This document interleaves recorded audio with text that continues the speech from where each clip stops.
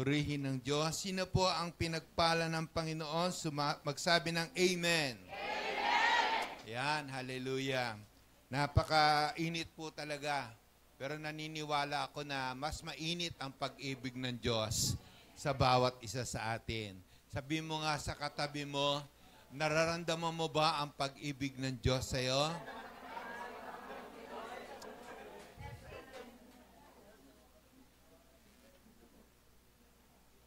So, ang ating pong pag-uusapan ngayon ay talagang nararanasan ng bawat isa. At habang nandito po tayo sa lupa, ay hindi talaga natin to maiiwasan.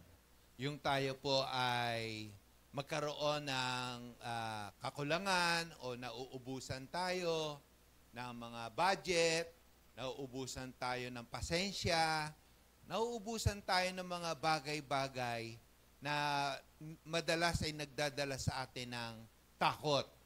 Pero mga kapatid, ipinapahintulot yan ng Diyos para lalo natin siyang maranasan. Kaya ano ba ang dapat nating gawin kapag tayo nakaka-encounter ng mga ganong kalagayan na kapusin? Kayo ba nakakaranas kayo? May time kinakapos kayo? Lalo na sa mga panggastos at pangangailangan.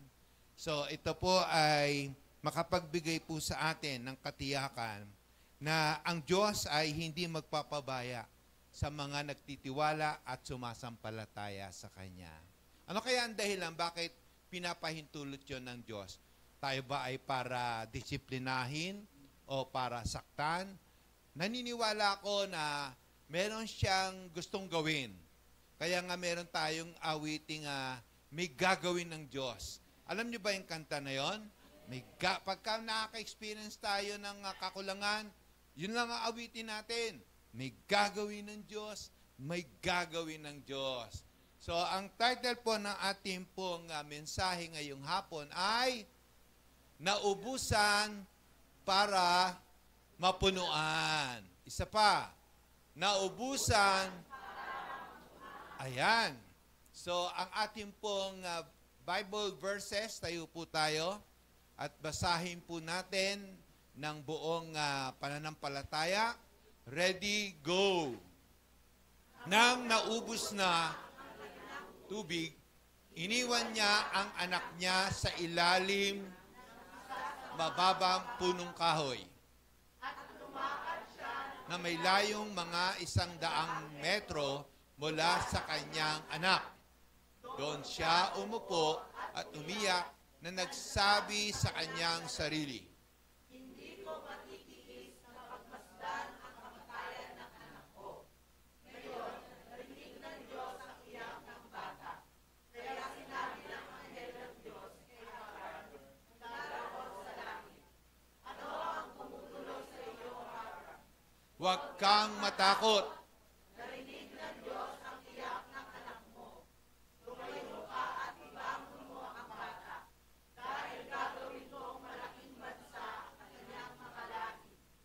Pagkatapos,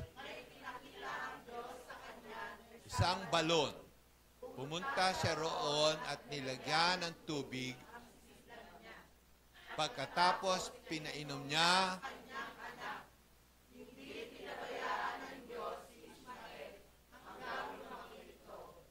Doon siya tumira sa ilang naparan. Naging mahusay na mamamana. Parang naalala ko tuloy yung palabas sa Korea, no? Yung magaling mamana. Sino yun, Brother Jerry? Jumong. Hallelujah. Bago pa tayo magka-jumong-jumong, mag-pray muna tayo. Salamat po, O Diyos. You are in control. And Lord, nangako ka that you will supply all our needs according to your glorious riches in heaven in Christ Jesus. Hindi ayon sa aming kakayahan o sa mga bagay na meron kami, matutugunan ng lahat ng aming pangangailangan. Ikaw lamang ang may kakayahang tumugon sa lahat ng aming pangangailangan sapagkat wala kang limitasyon.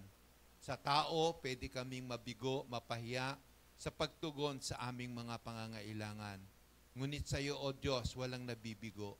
Kaya mangusap po kayo sa amin, lalo na sa mga kapatiran o sino man sa amin na dumadaan, Panginoon, sa kakapusan ngayon o nakakaranas ng nauubusan, O Diyos. Makita namin na, Lord Jesus, hindi mo to pinahintulot to harm us, Panginoon, sapagkat your plan for us is to prosper us, O God. So Lord, we pray that the Holy Spirit may speak to us and your abundant grace may be poured out upon each one of us. Strengthen our faith, deepen our knowledge of you. We pray all this in the name of our Lord and Savior Jesus Christ. We pray. Amen. Palakpakan po natin ang Panginoon. Nakita po natin dito si Hagar. Kilala niyo po ba si Hagar? Si Hagar po ay pinalayas ni Sarah. Sapagkat si Sarah po ay nagmalupit sa kanya. Si Sarai. At that time, Sarai pa siya. So, sa kanyang pagmamalupit kay Hagar, at that time ay meron po siyang anak. Maaring ang anak na ito ay nasa edad ng mga 7 taon o maaring 7 hanggang 10 taon.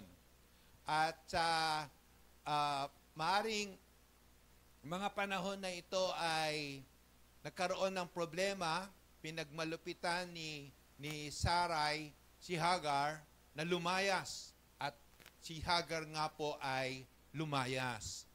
At sa kanyang paglayas, nakaranas po siya ng kakapusan. Alam nyo, itong pangyayaring ito ay maaaring makita natin na nangyayari sa marami. Sa kanyang paglayas, napunta siya sa malayong lugar hanggang naubos ang kanyang tubig. At pagkatapos maubos ang tubig, ay nagkaroon sila ng kauhawan ng pangangailangan. At doon ay meron siyang nagawang hindi niya talaga gustong gawin. Yung kanyang anak na talagang iyak na ng iyak kasi uhaw na. At hindi daw niya matiis, kung kaya ang ginawa niya, iniwan niya, hindi hiniga kasi the 7th version, parang baby pa si, dito no? Si, ano ba pangalan nito? Si Ismael. Malaki na po siya dito. Around, mga na siya dito 10 years old na yan mga ganyan Hindi niya makaya. Umiiyak ang anak niya. So, lumayo siya. At bakit siya lumayo? Para hindi niya makitang mamatay sa hirap ang kanyang anak. Meron bang magulang na makakatiis na ang kanyang anak ay naghihirap? Walang magulang na kaya niyang tingnan yung kanyang anak na nakaka-experience ng paghihirap, di ba? Actually, gagawin lahat ng magulang para maligtas ang kanyang anak Dahil mahal na mahal natin yung mga anak natin, di ba? Hindi niya matiis, iniwan niya ito at lumayo siya. At ang ginawa niya, umiyak na lang din siya ng umiyak. At sa kanyang pag-iyak, at yung bata umiiyak, ay nangusap ang Panginoon. At ang sabi ng Panginoon sa kanya, Hagar, huwag kang matakot. Sabi mo nga sa katabi mo, huwag kang matakot.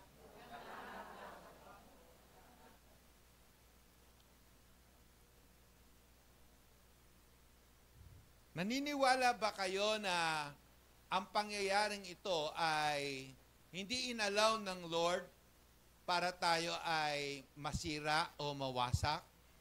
Yung ating bang nararanasang kakapusan ay inaalaw ba ng Panginoon para po tayo ay mawala ng pag-asa, masiraan ng loob? Madalas pa nga pinapahintulot ng Diyos yan kasi meron siyang gustong gawin. At ang sabi ng Panginoon dito, dahil gagawin kong, tumayo ka at ibangon ng bata dahil gagawin kong, wow! Gagawin kong malaking bansa ang kanyang lahi. Imagine, ano? May gagawin pala ang Diyos, kaya ipinahintulot niya ang mga malalaking problema katulad ng kakapusan sa ating buhay. At ito ang paraan ng Diyos para makapangusap siya sa atin. May plano ang Diyos. At ang planong yan ay higit pa sa kaya nating unawain. Ang sabi ng Panginoon sa kanila, hindi sila pinabayaan ng Diyos. Hindi tayo nilikha ng Diyos para madaig ng problema. Kapatid, hindi ka nilikha ng Diyos para matalo ng problema. Nilikha ka ng Diyos para magtagumpay. Hindi madaig ng karamdaman. Naniniwala ba kayo na kahit anong karamdaman meron tayo, mapagtatagumpayan natin yan? Kahit na anong kakulangan, kahit anumang kahirapan yan, hindi yan mananalo sa atin. Bakit? Meron tayong Diyos na makapangyarihan sa lahat. Kaya mapalad ang lahat ng nakay Kristo Jesus. Sino ba dito ang nakay Kristo Jesus? Sinisigurado ko sa inyo, hindi tayo mapapahamak kahit na nagkakanda hirap-hirap sa kapaligiran. Nung sumakay sila Noah doon sa loob ng malaking daong, lahat napapahamak, lahat nalunod, pero ang lahat ng nasa daong naligtas. Habang ikaw ay na kay Kristo Jesus, magkaroon man ng lindol sa kabi-kabila ng ating paligid, ng taggutom, ng matinding problema. Habang ikaw ay na kay Kristo Jesus, hindi ka iiwan at pababayaan ng Diyos. Tutugunin ng Panginoon ang lahat mong pangangailangan. Dahil sa loob ng daong, sa loob ng malaking barko, ando doon na ang lahat ng kakailanganin ng mga nasa loob. Ngayon, bakit pinahintulot ito ng Diyos? Ito po ay hindi setback.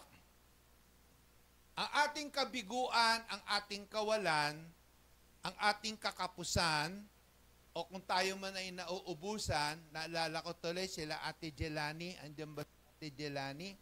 Ayun, hindi ko malimutan yung kwento ni Ate Jelani. Nauubusan sila ng bigas. Di ba? Naalala niyo yung kwento ni Ate Jelani? At sabi niya, nag-declare siya, ikaw, lagayan ng bigas. Mapuno ka! Aba, may dumating nga, Ate Jelani. At sinalok niya yung dala nung dumalaw sa kanila. Hindi na puno. Ha? At nangyari, bago matapos ang araw, gabi yata, may humabol. May bumisita na naman, may dala na naman bigas. At pagkatapos sinali niya, ayun, umapaw na yung lagayan ng kanilang bigas. Napuno. Yan ay hindi setback. Yan ay set up. It's not a setback, but a set up for God to show up. Ba? Panay up. Dahil ang pagkatawag sa atin ng Diyos ay pataas. Hindi pababa. Kaya inalaw yan ng Diyos para to build us up. In short, yung pagkaubos, yung kakapusan, yan ay preparation for something big. Naaaboy nyo na ba ang matinding bagyo ng pagpapala ng Diyos sa buhay nyo? Ang sabi ng Panginoon, pag nakaka-experience ka ng mga ganyang kakapusan, huwag kang matatakot. Ano ang dapat nating gawin kapag tayo nakakaranas ng kakulangan? Tulad ngayon, kinanta natin kanina, ang mga ibon. Di ba? Yung mayroon pa doon nabanggit, ang mga taong na walang pera, bibigyan ng Diyos. Oh, hallelujah. Sabihin nyo, Lord, sobra-sobra na ang pera ko. Ayan. Oh, ate, ano ba yung nagpatotoo na may ininom siya? Si Leia. Si Leia, ha?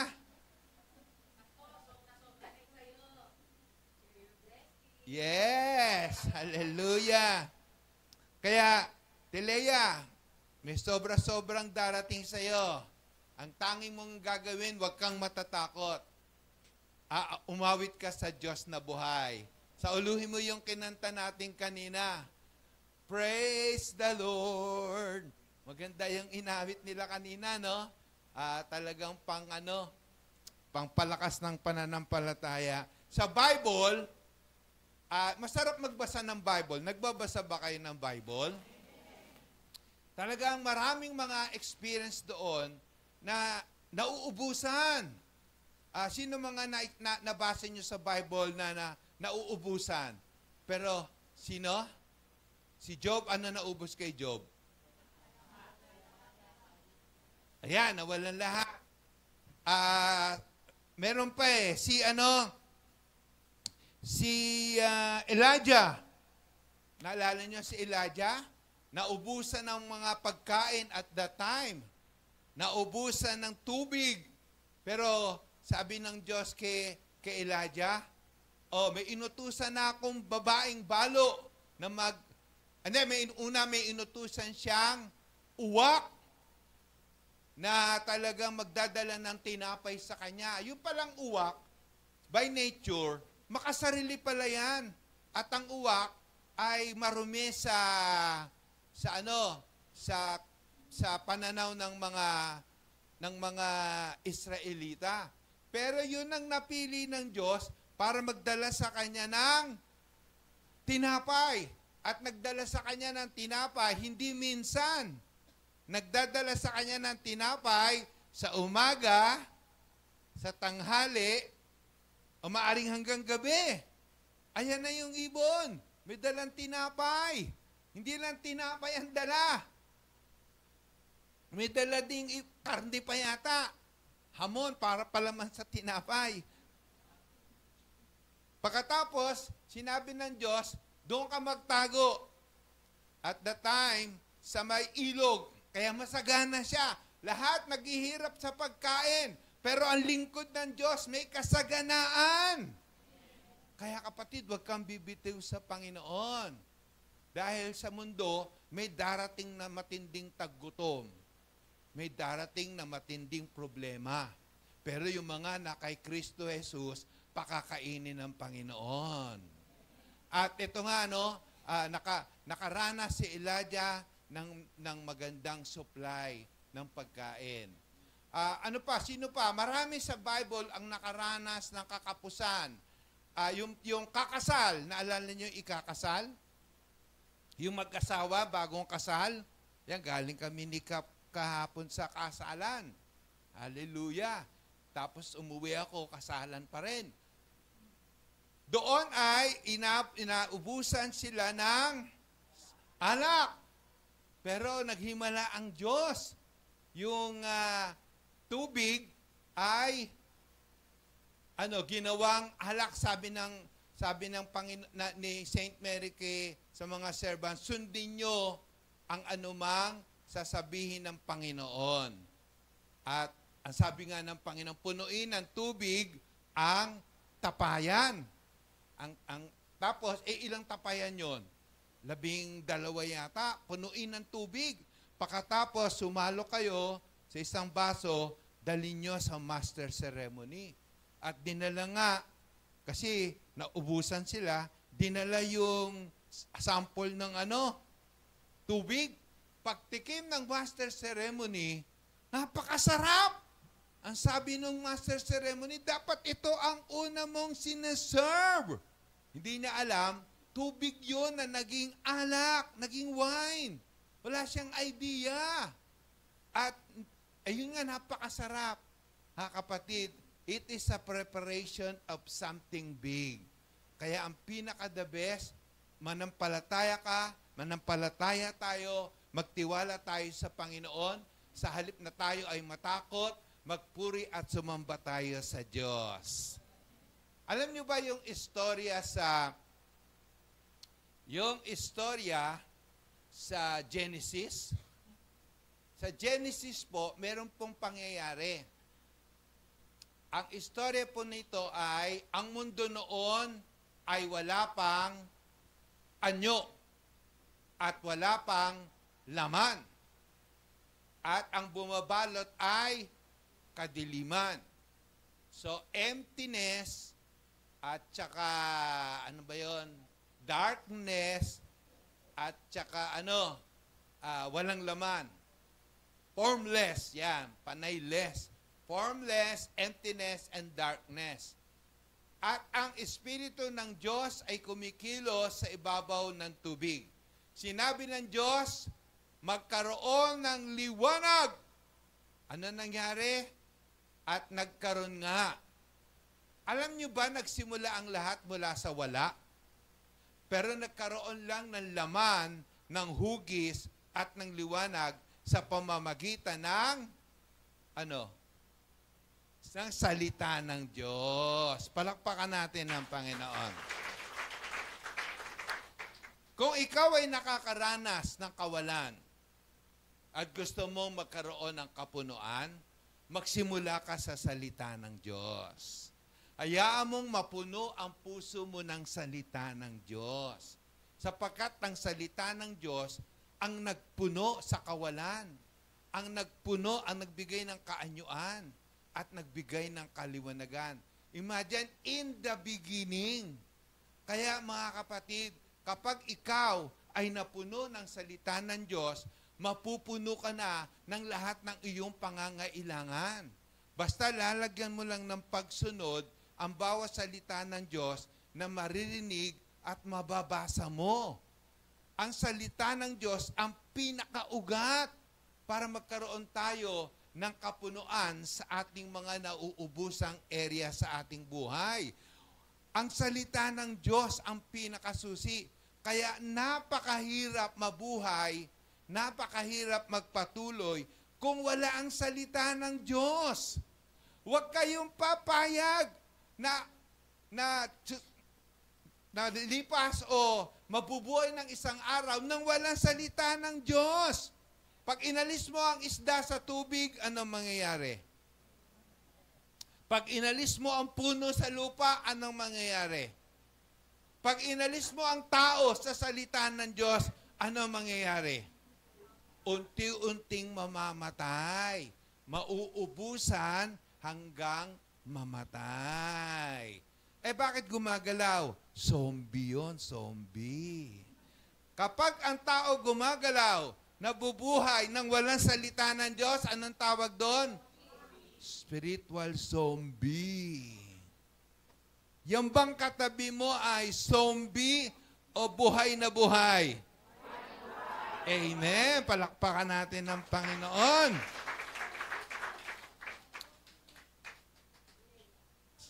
Oh, Leia, zombie ka ba?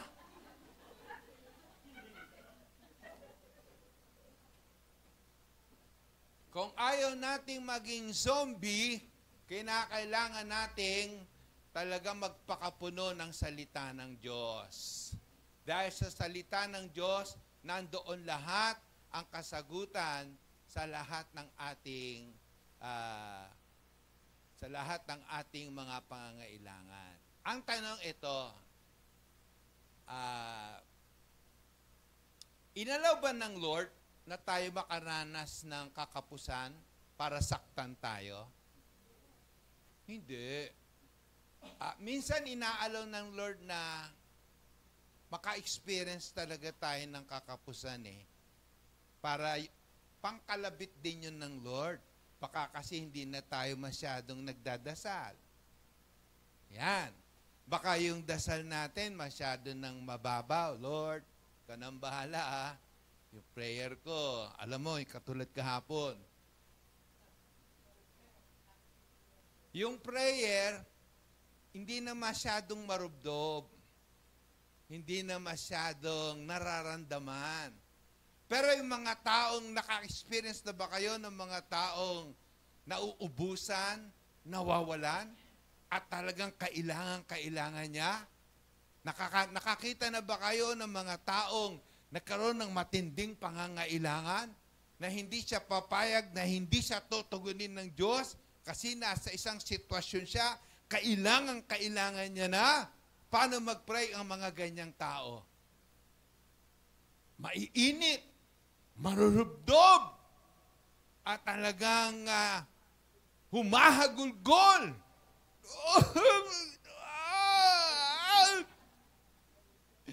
Malibang tulungan mo ako, Diyos ko, Diyos ko. Nakapag-pray na ba kayo na kung maka-Diyos ko ay talagang yung puso mo lumalabas na? Naka-experience na ba kayo ng marubdob na prayer? Kailan natin na-experience yun? Kapag tayo ay may matinding pangangailangan. At hindi makakapag-pray ang mga ganun tao kapag hindi nauubusan.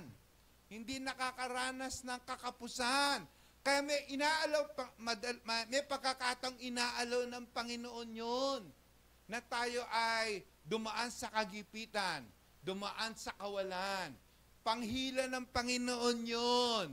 Ng Panginoon yun, pangkalabit para hindi ka mawala sa Kanya. Kasi mahal na mahal tayo ng Panginoon. Kaya bagamat ayaw ng Panginoon yon, inaalaw niya para hindi tayo manlamig sa Kanya. Alam nyo ba yung mga taong hindi nauubusan? Kung minsan yung sobrang blessing, minsan yung mga pagpapala, may pagkakataon, hindi lang kahirapan ng nakakapagpalamig sa pananampalataya Yung mga kasobrahan ng blessing, nakakapagpalamig din yan sa pananampalataya. Dahil ang mga prayer, pababaw na ng pababaw. Pero yung mga taong nakaka-experience ng kakapusan at nauubusan, talagang kumakapit yan sa Panginoon. At matindi ang talagang ang iyak niyan sa Panginoon. So, not to harm us, but to prosper us. Plans to give us hope and a future. Kaya ayan po. Ngayon, eto. Tandaan po natin, kapag ikaw ay nakaranas ng kakapusan, nang dumaing tayo sa Panginoon, tinugon tayo ng Diyos. Amen? At tuwan-tuwa tayo, tinugon tayo ng Diyos. Ngayon, kapag tinugon ka ng Diyos, ang pinakamahalaga, hindi yung prayers natin na answer. Huwag nating iisipin na ang pinaka-the best ay yung na-answer yung prayer natin. Mahalaga yon, but not the most important. Kapag tayo ay tinugon sa ating panalangin, yung katugunan, hindi yun ang pinakamahalaga, yung natugon yung prayer natin. Ay salamat, kinapos ako, katulad kay Hagar, kinapos ako, at ngayon binuksan ng Panginoon ang aking mata, nakakita ako ng ano'y nakita ni Hagar? Balon. At pagkatapos kumuha siya ng tubig, pinainom niya sa kanyang anak, at uminom din siya, natugunan yung kanilang Hindi yung na-answer ang prayer ang pinakamahalaga, bagamat mabuti yun. Alam nyo kung anong pinakamahalaga kapag na-answer ang prayer? Eto, mahalaga. We can rejoice too when we run into problems and trials. For we know that they help us develop endurance. And endurance develops strength of character. And character strengthens our confident hope of salvation. Therefore, ang pinakamahalaga kapag natutugunan yung ating mga prayers, nakakaranas tayong ma-develop ang ating karakter. Ma-develop lalo yung ating pananampalataya. Alam nyo, iba yung sa isip kilala mo ang Diyos. Sa isip naniniwala ka sa Diyos. Iba yung sa isip lang kaysa doon sa na-experience mo ang Diyos na buhay. At si Hagar, nung naranasan niya yung kasagutan ng Diyos, hindi niya na yun malilimutan. At nagbigay siya ng pangalan, ang Diyos na nakakakita. God who sees, ang ipinangalan niya doon sa kanyang kalagayan. Sa makatuwid, ang pinakamahalagang part, kapag natutugunan yung ating mga kakapusan, ay yung tayo'y na-develop, tayo'y napalapit sa Diyos, tayo'y lumalim sa pagkakilala sa Diyos. At yun ang gusto ng Panginoon. Kaya pinapahintulot nga sa ating buhay ang mga bagay na kung minsan ayaw natin. Sapagkat gusto ng Diyos, tayo ay lubusang matulad kay Kristo Jesus. Ang Diyos ay nasa business of developing us. Not to destroy us, why God is allowing problems and trials.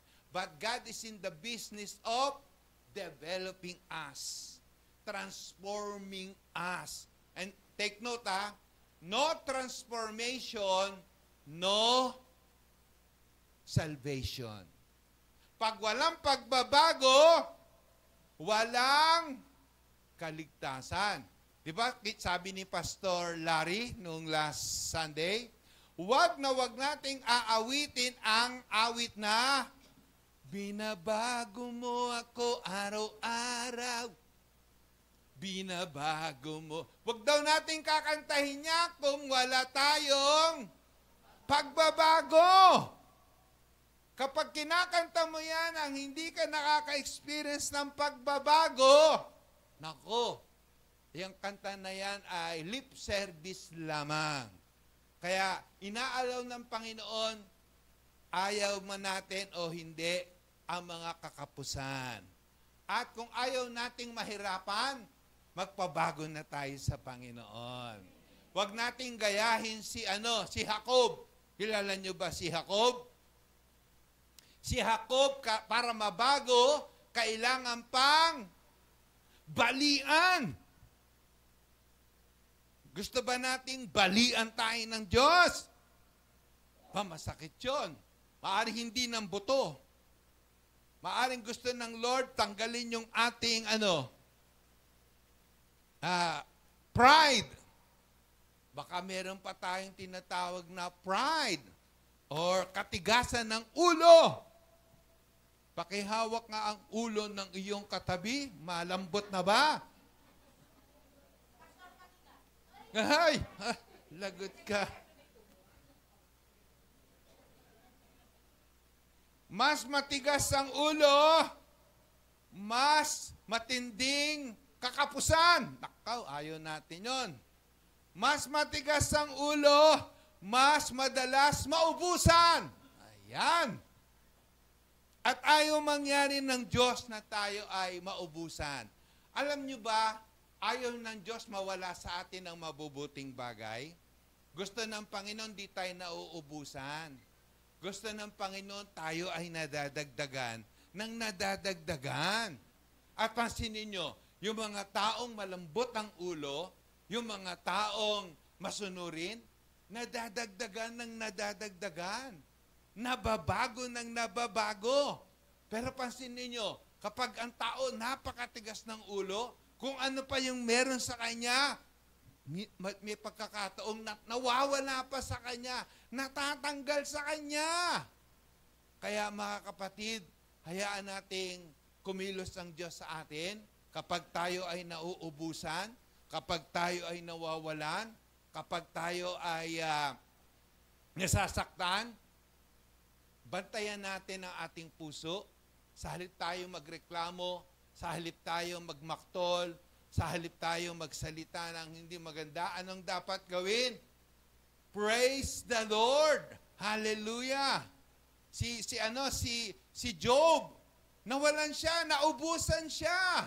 At ang sabi ng kanyang asawa, hanggang ngayon ba ay matindi ka pa rin sa faith mo? Sumpain mo na ang Diyos at sumpain mo ang Diyos at mamatay ka na. Anong sabi ni Job? Kaya ba nating tanggapin ay kabutihan lamang, pero ang kapaitan hindi na natin kayang tanggapin. Ang Diyos ang nagbigay, ang Diyos din ang babawi. Purihin ng Diyos. Nagpuri pa si Job. Ano nangyari? Sa bandang huli, tinriple ng Lord yung blessing sa kanyang buhay. Kaya mga kapatid, ano nangyari kay Job? Yung karakter niya lalong na-develop. Alam nyo, ang business ng Panginoon sa atin, ma-develop ng ma-develop. Bakit? Kasi mga followers tayo ng ating Panginoong Jesus. Sino ba ang mga followers ng Panginoong Jesus? Ayan. Ang followers, yan daw ay mga disipulo. Kasi ang gusto ng Panginoon, hindi members. Ang gusto ng Panginoon, hindi Christians. Ang gusto ng Panginoon, followers. Ang gusto ng Panginoon, disciples. Pwede tayo maging Christian na hindi tayo disciple. Naniniwala ba kayo doon? Pwede tayong maging disciple at the same time Christian. Pero pwedeng Christian pero hindi disciple. Pwedeng believers pero hindi tagasunod. Naniniwala ba kayo ang mga mananampalataya lang ang mga mananampalataya lang hindi papasok sa langit? Naniniwala ba kayo doon? Kung mananampalataya ka lang, oo, maaari kang maligtas, pero posible hindi ka mapunta sa langit. Hindi sinabi ng Panginoon na kapag ikaw ay believers lang, ay sigurado na sa kalangitan. Kasi ang mga dyablo, ang demonyo, sumasampalataya din. Sa Santiago, sumasampalataya ako kay Jesus. Ayan. Alam niyo ba ang demonyo sa James chapter 2 or 3? Sumasampalataya din. At nanginginig pa. Pakitingnan nga yung katabi mo kung nanginginig.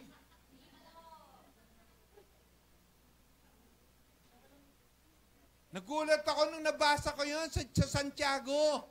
Ang mga demonyo nananampalataya din pala.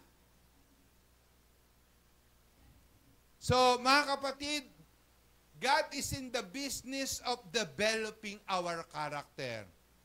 Isang uri ng pagkatao na nahuhubog sa pag-ibig, nahuhubog sa kababaan ng loob, nahuhubog sa pananampalataya at pag-asa. At ang gusto ng Panginoon, itong pagkataon na to ay nagkakaroon ng matibay, mayroong katibayan sa pag-asa ng kaligtasan. Sapagkat ayon ng Panginoon na hindi tayo nade-develop.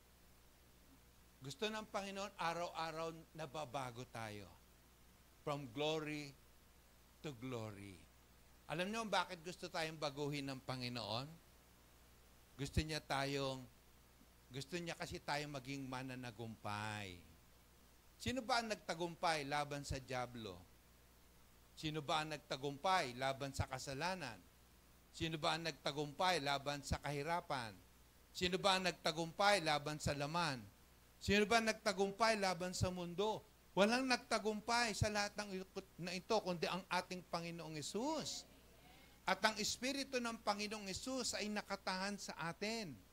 Ngayon, ang Espiritu ng Panginoong Hesus nasa sa atin, lalabas lang yan kapag tayo ay namamatay sa sarili nating pagkatao.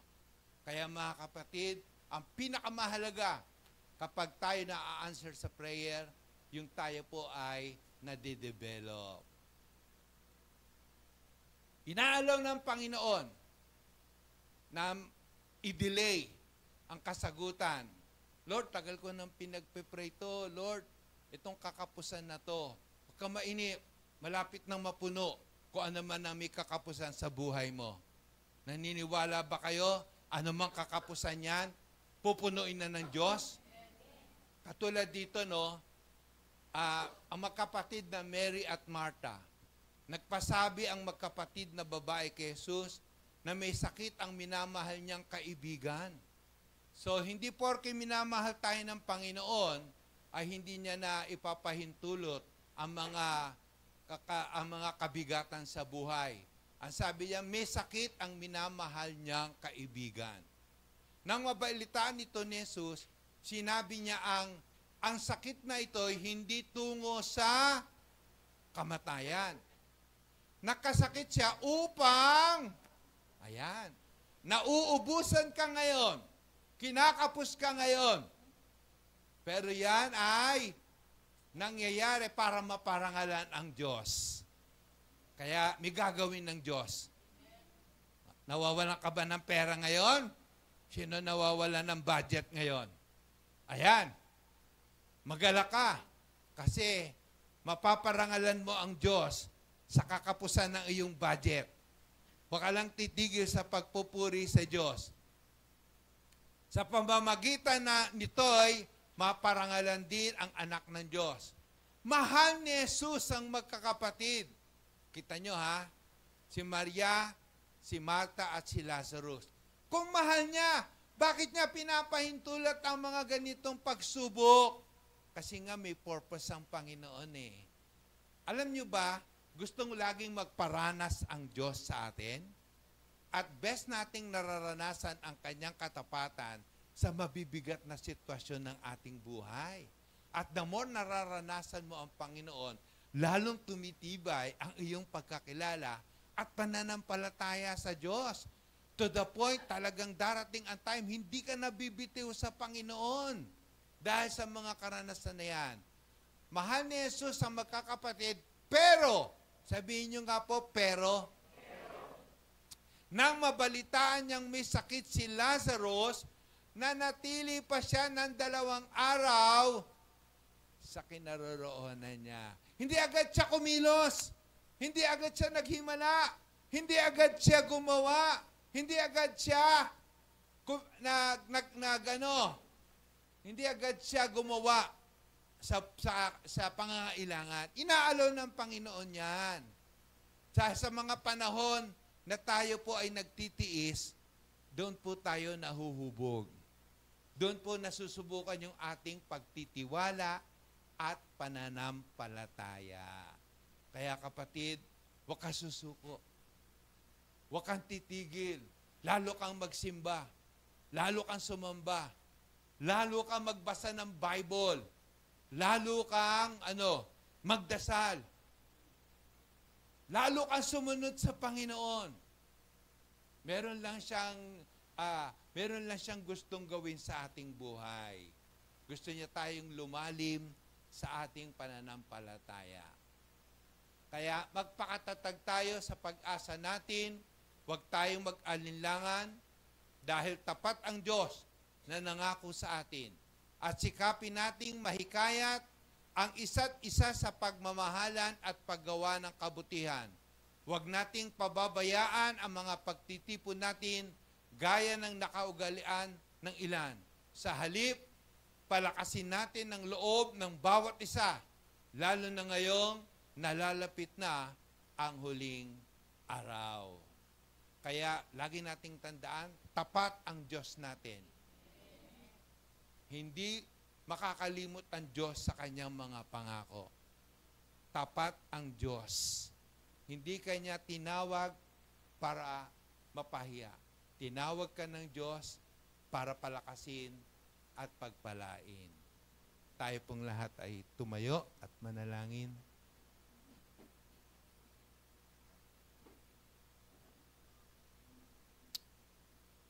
Lord, sinabi mo rin,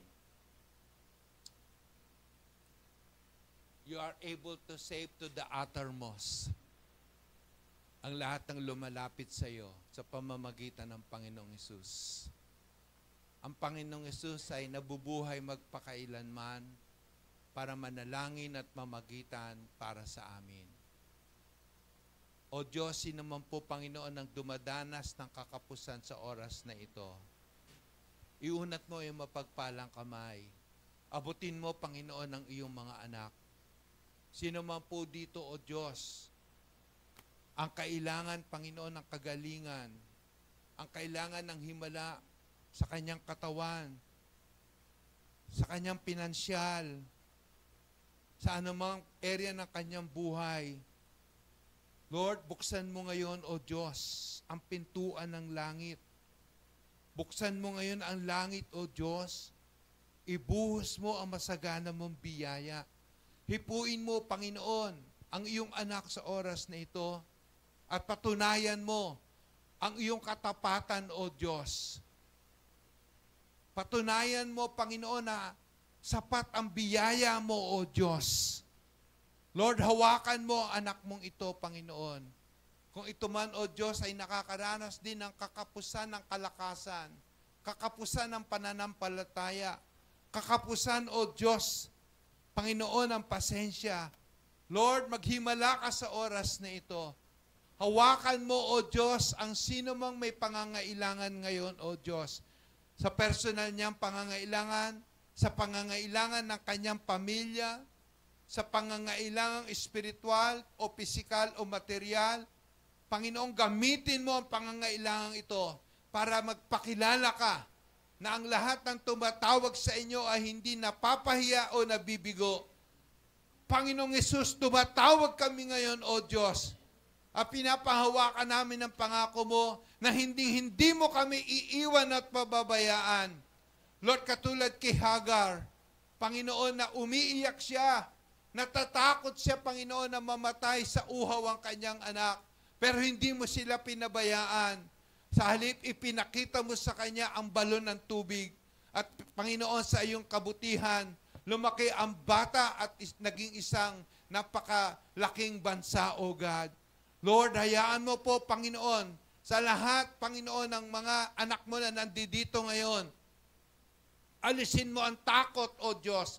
Sa halip, Lord, palakasin mo ang pananampalataya sapagkat hindi mauuwi sa kabiguan ang aming mga kakapusan. Ito'y mauuwi sa pagpaparangal sa iyong pangalan. Lord, maparangalan ka sa pangangailangan, sa mga kalagayang mabibigat ng iyong mga anak. Sa pangalan ng Panginoong Hesus, in the name of Jesus, O God, katulad ng inawit namin, Panginoon, Panginoon, magpuri kami sa iyo, umawit kami sa iyo, O Diyos, at ikaw ay kikilos. Panginoon, makakita ka ng pananampalataya. Hallelujah. Iunat mo yung mapagpalang kamay sa oras na ito. In Jesus' name, O God, kapatid, by faith, receive whatever your need is right now. Receive the healing. Receive the financial breakthrough right now. Receive whatever it is na kailangan mo. Receive it by faith. Receive the peace of God. Receive the overflowing joy of God right now in the name of the Lord Jesus. Receive it by faith.